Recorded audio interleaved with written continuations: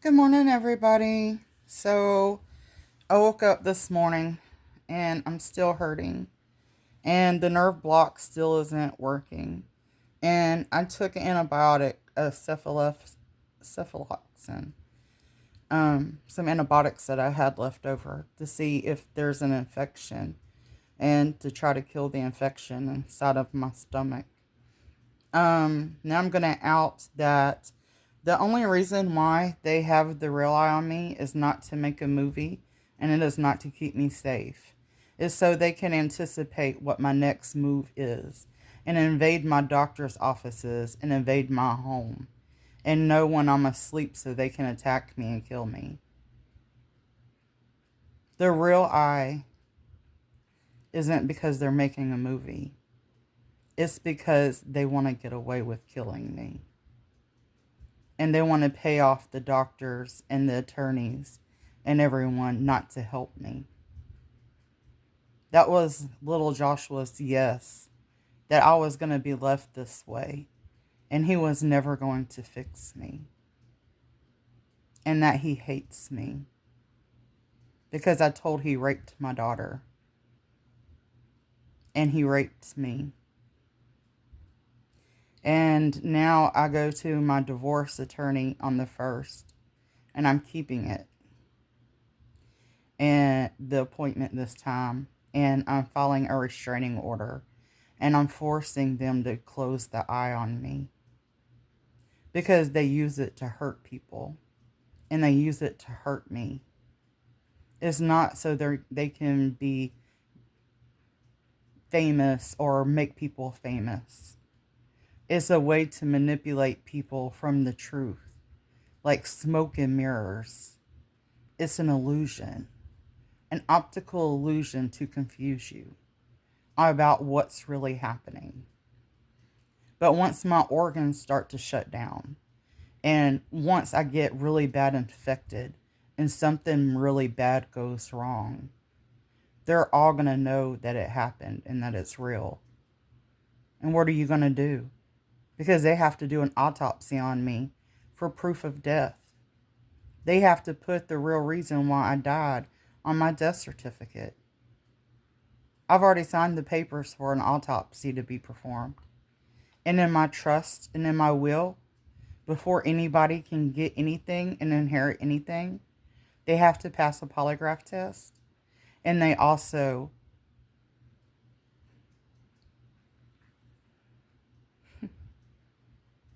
have to pass a polygraph test to prove that they went in on my hit and on my murder before they can collect anything. And everything is rolled into a trust fund for my kids. My kids inherit everything that I have and everything that I build while I'm still alive. The house, they inherit. My cars, they inherit. My money, my business, everything that I own goes to my kids and my kids only. And there it goes into a trust fund. And there are strict restrictions to the trust fund. So little Joshua, Alicia, Tish, and Bobby can't use my kids. There are stipulations to the trust, and it goes into a trust fund that is probated. And my son is the only person that has, once I go into a coma, my son, Jacob, is the one that handles all of my medical care. He's the only one I trust to save me and to tell the truth. And there's no DNR. I want him to fight to save me if I do go into a coma. My son is the only one that has medical power of attorney once I go into a coma because my kids really love me and I trust them to make the right decision. And I trust my son to save me. He's the one that has medical power of attorney once I start to slip away. But until then, only I do. I'm not incompetent to handle my own health care. But the doctors are incompetent and can't fix me. Or they won't. They're either too stupid or they're being paid off. Whichever. If Dr. Blair can't see that liver laceration, she shouldn't be a surgeon. She's incompetent and she doesn't know how to read a proper scan. I don't know where she got her medical degree from. Probably the dollar store. Just go in there, pick up a little certificate and sign your name on it and pretend that you're a doctor, but you can't even read a scan correctly. You're either corrupt or you're ignorant. And you shouldn't be a doctor. You can't even read a proper scan. This is all true and this is all real. And I'm going to keep filming it all the way up till the end. All the way through divorce court. All the way through surgery. Every doctor I go to, I'm going to out you. To everyone. Not everyone in the world's a piece of shit. And not everyone in the world is greedy, Rick Ross. I hear you in future too. And I hear Kevin Gates. And yeah, you sent Rihanna in. Because y'all got money, and your money is power. You can buy anybody with your money, is what you said to me.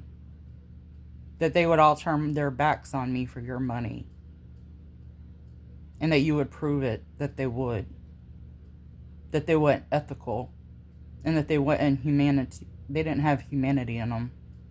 You said that they would all turn against me for your money. And they did. You proved Georgia is full of shit. And would help you get away with murder.